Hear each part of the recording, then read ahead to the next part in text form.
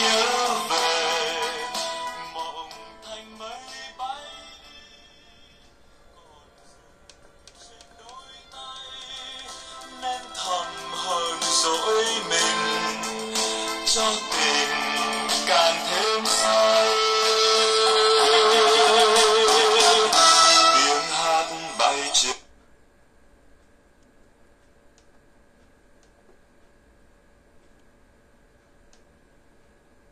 bước chân đau mòn,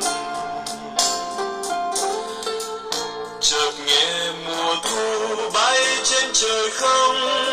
còn ai giữ